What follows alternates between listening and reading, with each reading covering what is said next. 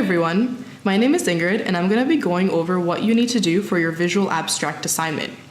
The purpose of a visual abstract is essentially to give readers a quick visual depiction of the take-home message of the research paper, which is usually highlighting the major results. Recently, more and more research papers are including a visual abstract alongside a written abstract as a means to give readers the opportunity to see if they are interested in actually reading the whole article or not. Think about it as if you are selling the research paper to an audience, so you want to make it easy to understand, but also scientifically convey the point of your paper. The second part of your assignment will be based on creating a literature review using the current paper that you have chosen to make a visual abstract for. It's important to note that you're not being marked on your ability to draw pictures, but rather you are being marked on your ability to understand, manipulate, and convey information in a different form other than paragraph writing. Think about it as if you are teaching somebody about the research paper that you have chosen, so you want to make the visual abstract clear and intriguing. I should also mention that you should be using PowerPoint to create the abstract over hand-drawn images, and make sure that your final output is in the form of a PDF or a JPEG file. Okay, so to start off, you must choose a research paper that you want to make a visual abstract for, preferably one that doesn't have a visual abstract already. When choosing a research paper, make sure that it's a primary paper published in the last 5 years and in a journal related to neuroscience. Now I know creating a visual abstract might be an intimidating task for some of you, so I recommend looking at some research papers online that have a visual abstract, or using the example that I created for some inspiration to show you what your end product should kind of look like. Now before diving straight into the task, I outlined some primary questions that you should consider before starting to draw out your visual abstract. Try to answer these questions using a maximum of 2 bullet points. The key here is to narrow down the most important and relevant information from the article. In this example, you can see that the research is trying to determine what are the specific vagal sensory neurons and what effect they have on breathing. You can clearly see the identity of these 2 sensory neurons and how they differentially control breathing. Also, you can see why this research is important in the real world. By determining cell specificity within the vagus nerve, clinicians can use cell-specific procedures to manipulate sensory vagus nerve function in patients with various respiratory diseases. Note that in this example, how the results were obtained isn't shown, but you can include research design if it's not too complicated. I've also outlined a few tips for you to take into consideration when creating your visual abstract. You can use PowerPoint for illustrating the abstract. In fact, I made this example in PowerPoint and it's a great tool to use. Just make sure that the final output is in a PDF or in a JPEG file. The most important tip is to keep your abstract clear and simplistic. Omit using overly detailed graphics or explanations. Clear and simplistic also means not having too much text or too little text on your abstract. So don't insert long paragraphs or figure captions, and I'll show you an example of what I mean later.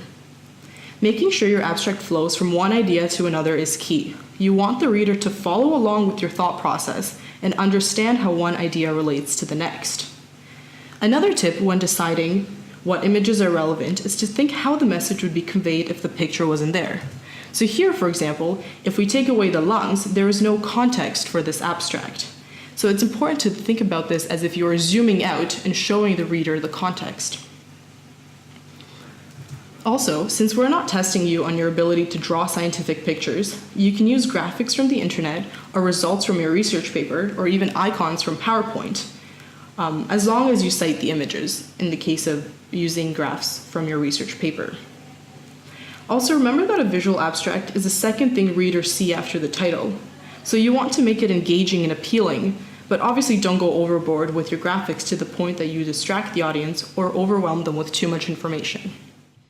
Now I'm going to show you a few examples of some past visual abstracts submitted by students, some good examples and some bad ones to outline a few mistakes that you should avoid. Here's an example of an abstract that contains too much writing. You can see that the student has inserted a long figure caption, which should definitely be avoided. In addition, the student also copied an existing figure caption from a past research paper, which should not be done. You should always put anything you write in your own words. You can see some attempt at trying to create a flowing narration of the major results. However, it remains ambiguous and the reader does not take away the main message right away at first glance. Some other details that were omitted include the use of a title, references, and the relation of this research to real-world implications. Here's another example where the student fails to use text to convey the overall message. Here, there is too little text. At first glance, the reader may be overwhelmed by the use of graphs from the research paper, and the take-home message is not clear. We also don't see any context for the abstract. For example, we don't really know what BDNF is or what it stands for. However, here we see an effort to relate the implication of the research, as BDNF serum levels are somehow related to therapeutic response after sleep deprivation. But this message could be greatly improved with the use of graphics. We also see an attempt at trying to illustrate flow, but the arrows here are ambiguous and don't really convey any meaning. Think about it if you were to take them out. The message would still be unclear. And lastly, here is a third example of a visual abstract that could actually be used in a journal. At first glance, I like how they used the zoom in idea to show the viewer where the context is. You can see the mitochondrial deficits occurring in neural cells. The real-life implication is also clearly stated, and its relation to Parkinson's disease. There is also a clear understanding of the major results, where the pathway of mitochondrial dysfunction is shown pictorially and allows the reader's eye to flow from one idea to the next. Moreover, the quick blur at the bottom of the picture strengthens and wraps up the take-home message nicely and effectively. You can also see here that the images used were cited. Overall, this is just a great example. By showing a few examples, I hope that you feel more comfortable with tackling your visual abstract assignment. Anyway, good luck.